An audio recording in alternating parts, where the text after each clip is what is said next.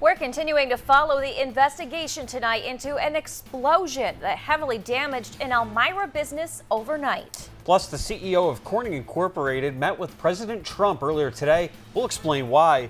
Plus, we have team coverage of the impending winter storm. WENY News at 6 starts right now. This is WENY News at 6. Good evening, everyone. I'm Renata Steele. And I'm Nick Wacherney. Thanks for joining us for WENY News at 6 o'clock. We begin tonight with weather as snow is beginning to fall across much of the Twin Tiers. And we've got you covered to keep you informed on the weather and road conditions as things start to develop right now. WENY Chief Meteorologist Joe Veras is live outside here in Horseheads at our studio, and meteorologist Ryan Bells is live in Corning, the Crystal City. Let's first start with Joe with a look at what's happening. All right, thanks a lot, guys. Yeah, on the leading edge of that precipitation right now coming up through Pennsylvania into the southern tier of New York. It's picking up in intensity, but in the form of some rain and sleet outside our studios here in Horseheads. Latest radar is showing, again, that precipitation lifting up towards the north. Conditions will continue to go downhill as we go through the evening hours. And because of that, the National Weather Service continues with that winter storm warning in effect right through 1 o'clock tomorrow afternoon. This wintry mix expected to change over to a heavy, wet, accumulating snow through the overnight period, and we'll have some gusty winds developing out of the northeast as well. So here we go, satellite radar map showing nor'easter right along the mid-Atlantic coast. A lot of Atlantic moisture being pulled back to the north and west, and that precipitation will become heavy at times during the overnight period. In fact, we can't even rule out a few rumbles of thunder with some of that sleet and snow later on tonight. But again, conditions will continue to get worse. You can see over the southern Finger Lakes right now, not a whole lot going on, but that wintry mix knocking on your doorstep. But again, eventually we go over to that heavy, wet snow later tonight. So here's a look at current conditions in Elmira. Temperatures dropped off to 38 degrees, still above freezing. Even so, we are still anticipating that change over to the wet snow, and it'll come down at a rate that will allow it to accumulate even if temperatures in some valley locations actually stay above freezing tonight. We're officially forecasting 32 degrees and then heading up into the mid-30s for tomorrow as this system begins to wind down. But it does look like a messy morning commute tomorrow, and by the time all is said and done, about 4 to 8 inches of snow expected across our viewing area. So that's the latest outside our studios in Horseheads. Now we're going to send it out to Ryan Bells, who's standing live in Corning. Ryan.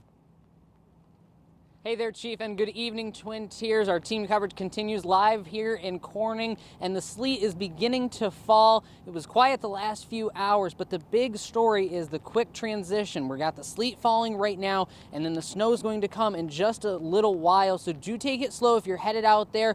A lot of cars still out on the roadways. The truck are beginning to treat the roadways. Roads are going to get very slick, and the snow is going to start coming down in a quick amount of time. So do be prepared over the next few hours as that snowfall starts, and it's going to continue throughout the overnight hours and going into your morning commute tomorrow.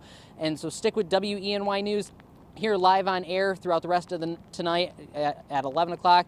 All throughout the night on Facebook and social media on our website, WENY.com. We'll keep you updated and ahead of the storm. And then going into the morning hours as it transitions over to some light snow showers, Greg Flint will have you covered on Good Morning Twin Tiers tomorrow. But like I mentioned, the sleet beginning to fall here in Corning. We're live here atop the parking garage in Corning. Sleet starting to fall.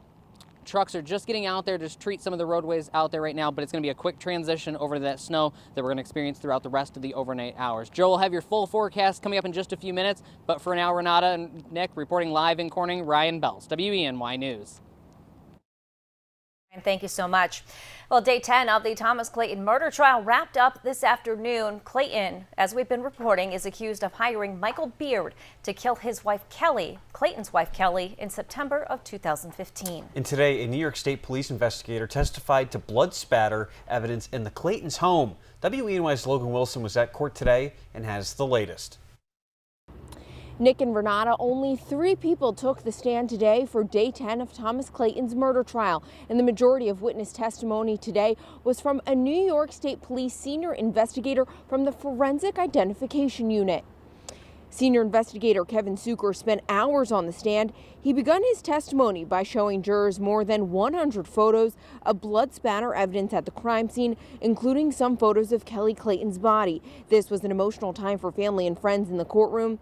And during cross-examination, the defense questioned why the scene wasn't investigated as a robbery as well, citing no evidence collected from the FIU team of a lockbox underneath the Clayton's bed. The defense also asked if the investigator walked Clayton through the home to see if anything was missing. Senior investigator Suker did testify to taking note of a large safe in the basement.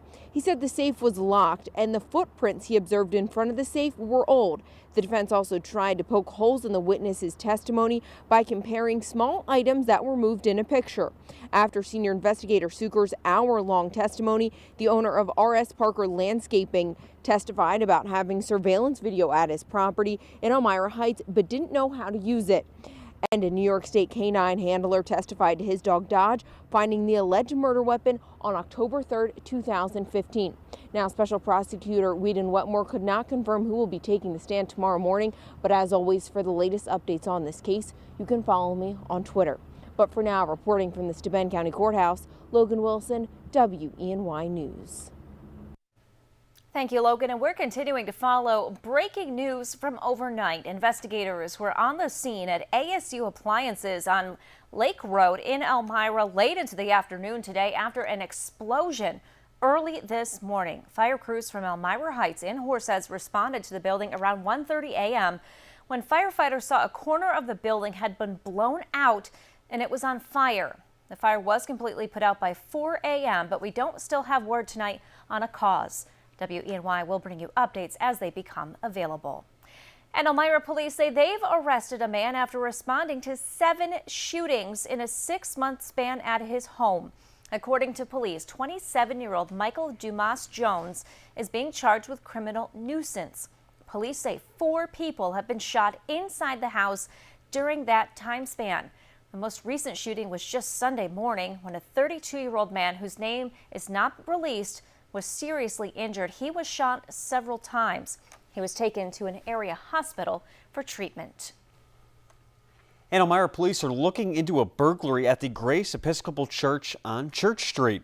Police say someone broke into the church sometime between 11 o'clock on Saturday night and 7 o'clock the next morning. Authorities say damage was done to both the inside and the outside of the church, and money was stolen.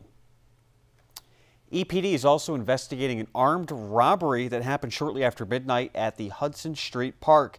Police say a 16-year-old was threatened with a knife and then jumped by at least 4 people. The victim suffered a broken jaw and nose. Anyone with information into either of these incidents is asked to contact the Elmira Police Department. And 2 Elmira residents have been arrested in connection with a burglary in the town of Horseheads. 21-year-old Tyler Seeley and 25-year-old Rebecca Seeley are both charged with second-degree burglary and criminal possession of stolen property. Police say the pair stole guns and prescriptions and alcohol from a home in Horseheads. They were both sent to the Chemung County bail. Tyler Seeley's bail was set at $500, while Rebecca's was set at $1,000. The New York State Senate Finance Committee will begin hearings on Governor Andrew Cuomo's 2017-2018 proposed budget tomorrow. Last week, Cuomo released a $162 billion spending plan. The Senate Finance Committee and the Assembly Ways and Means Committee will conduct joint hearings through the end of February. Each hearing focuses on a specific area of Cuomo's proposed budget. And this week, they will focus on higher education and workforce development. Corning Incorporated CEO Wendell Weeks was one of several business leaders meeting with President Donald Trump this morning. In a statement, Corning says Weeks described the meeting as positive. In that meeting, Trump discussed policies to promote American manufacturing and jobs creation. Corning Inc. says they're planning to expand their U.S. manufacturing footprint over the next several years. President Trump will meet with more business leaders tomorrow morning, this time from the auto industry. And we want to apologize for these black flashes you're experiencing, but coming up after the break, President Trump has a full first official business day in office. It will explain some of the executive orders Trump signed today. And winter storm warnings remain in effect for the entire viewing area through the overnight period. Latest radar map looking like this. We're tracking the snow and sleet pushing up through Pennsylvania, turning over to a heavy accumulating snow through the overnight period. I'll let you know exactly how much to expect coming up right after the break. You're watching WENY News at 6.